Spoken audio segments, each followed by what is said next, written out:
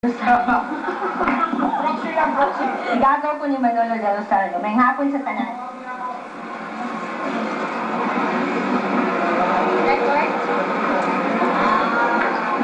Ang arnis na kilala rin sa pangalan na Eskrima at sa lumang pangalan ng Kali o Kaliragman ay ang tradisyonal na pamamaraan ng pagtanggol sa sarili ng ating mga ninuno. Ito ay isang kumpletong sistema kung saan ang isang eskrimador ay may kaalaman hindi lamang sa paggamit ng iba't ibang uri ng sandata, kundi pati na rin sa paggamit ng kamay at paa. Walang nakakaalam kung saan ito nagsimula. Ayon sa mga dalubhasa, ito ay daladala ng 10 dato mula sa Borneo. Ito ay nagmula sa malay na paraan ng pakikipaglaban na kilala sa pangalang Jakalele. Isa sa pinakamaagang kasulatan tungkol sa arnis ay makikita sa mga gawain ni Pigafetta, isang kasamahan ni Magellan.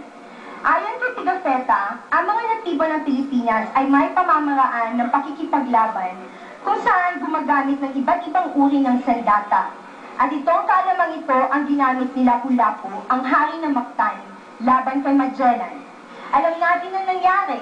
Si Magellan ay nabawian ng buhay at si Lapu-Lapu ang naging unang bayani ng Pilipinas laban sa mga dayuhan. Ang aming ipapakita ngayon ay iisa lamang sa iba't ibang estilo ng eskrima na makikita sa kalawakan ng mga isla ng Pilipinas. Ito ay kilala sa pangalang Lightning Scientific Arnis at ito ay nabula sa isla ng Sapanay sa Visayas. Ito ang pamamaraan ng pakikipaglaban ng ating mga ninunong mandirigma, ang mandirigmang Kaliragman.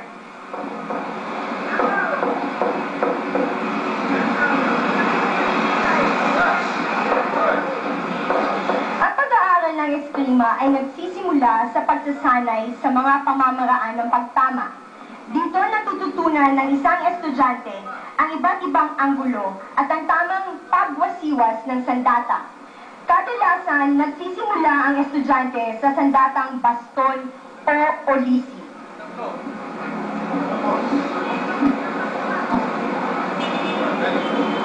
Isa, dua, tatlo, apat, lima, anim, pito, walo, siyam, sampu, isa, dalawa, tatlo,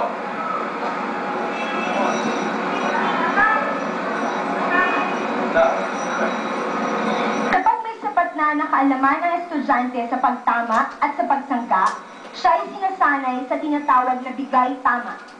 Dito natututo ang estudyante magtanggol sa sarili, habang sunod-sunod siyang pinatatamaan. Natutunan rin niya ang tamang paggalaw ng mga paa.